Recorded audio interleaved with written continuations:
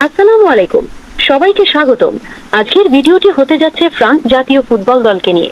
আজ আমরা জানবো ফ্রান্সের সম্ভাব্য প্রথম একাদশে কারা থাকছেন, কোন খেলোয়াড় কোন পজিশনে খেলবেন, তাদের সবচেয়ে বড় শক্তি কি এবং কেন এই খেলোয়াড়রা ফ্রান্সের জন্য এত গুরুত্বপূর্ণ।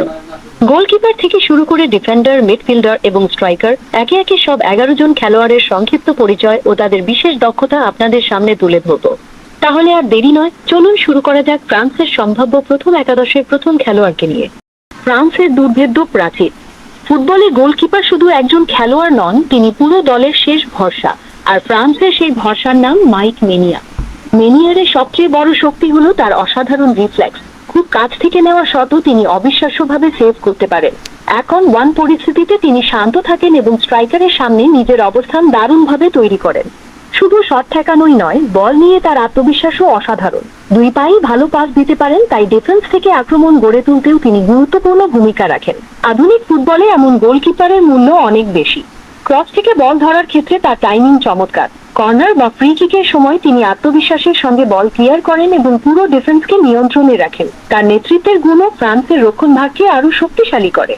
সবচেয়ে গুরুত্বপূর্ণ বিষয় হলো বড় ম্যাচের চাপেও তিনি সহজে ভেঙে পড়েন না। কঠিন মুহূর্তে দুর্দান্ত সেভ করে ম্যাচের মোড় ঘুরিয়ে দেওয়ার ক্ষমতা তার রয়েছে। এই কারণেই মাইক মেনিয়াকে বর্তমান সময়ের অন্যতম সেরা গোলকিপারদের একজন হিসেবে ধরা হয়। আজকের ম্যাচে যদি তিনি নিজের সেরাটা দিতে পারেন, তাহলে প্রতিপক্ষের জন্য গোল করা মোটেও সহজ হবে না। আপনার মতে মাইক মেনিয়া কি বর্তমানে বিশ্বের সেরা গোলকিপারদের একজন? মন্তব্যে আপনার মতামত জানান। এই ছিল পুরো স্ক্রিপ্টটি। আপনি কি ভিডিওর কোনো নির্দিষ্ট অংশে কোনো পরিবর্তন করতে চান? অংশটি শুরু করতে মিডফিল্ডারে ফ্রান্সের রক্ষণ ভাগের অন্যতম ভরসার নাম উইলিয়াম সালিবা। তার সবচেয়ে বড় শক্তি হলো শান্তভাবে ডিফেন্স সামলানো, নিখুঁত ট্যাকেল এবং দুর্দান্ত পজিশনিং। প্রতিপক্ষের আক্রমণ পড়ে বল কেড়ে নেওয়ার দক্ষতাই তাকে বিশ্বমানের ডিফেন্ডার বানিয়েছে। ইব্রাহিমা কোনাতে। কোনাতে তার শারীরিক শক্তি, গতি এবং আকাশে বল জেতার ক্ষমতার জন্য পরিচিত। কর্নার ও ফ্রি কিকে তিনি রক্ষণে বড় ভরসা, আর গুরুত্বপূর্ণ সময়ে শক্তিশালী ট্যাকেল করে দলকে বাঁচাতে পারেন। জুল কুন্দে। জুল কুন্দের বড় গুণ হলো তার গতি ও বহুমুখিতা। তিনি রাইট ব্যাক এবং সেন্টার ব্যাক দুই পজিশনেই সমান দক্ষ। ডিফেন্সের পাশাপাশি আক্রমণেও উঠে এসে কার্যকর পাস ও ক্রস দিতে পারেন। থিও হার্নান্দেজ বিশ্বের দ্রুততম লেফট ব্যাকদের একজন। তার বিস্ফোরক গতি, আক্রমণে ওভারল্যাপ এবং নিখুঁত ক্রস ফ্রান্সের জন্য বড় অস্ত্র।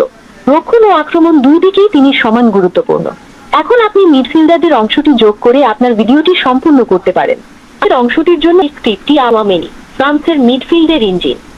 ফ্রান্সের মিডফিল্ডে যদি এমন একজন খেলোয়াড়ের নাম বলতে হয় যিনি একসঙ্গে রক্ষণ ও আক্রমণ সামলাতে পারেন, তাহলে সবার আগে আসে অরেলিয়েন চুয়ামেনির নাম। চুয়ামেনির সবচেয়ে বড় শক্তি হলো বল কেড়ে নেওয়ার দক্ষতা। প্রতিপক্ষের আক্রমণ ভেঙে দিয়ে খুব দ্রুত নিজের দলকে আক্রমণে তুলতে পারেন।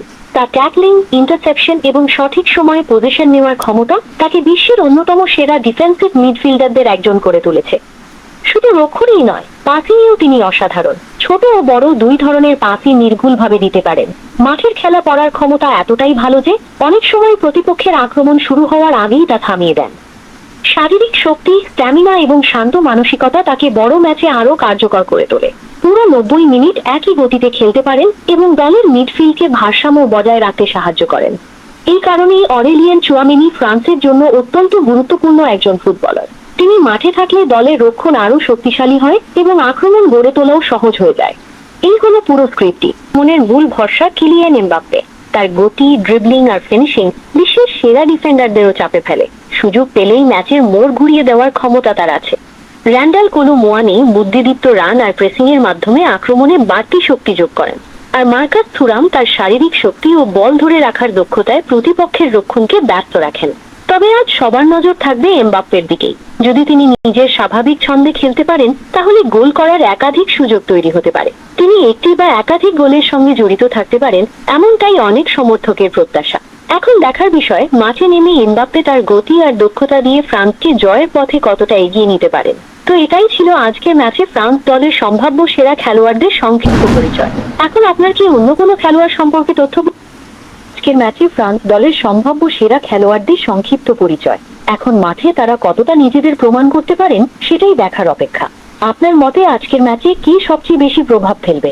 কিলিয়ান এমবাপ্পে, মাইক মেনিয়া, অরেলিয়ান চুয়ামেনি নাকি অন্য কেউ?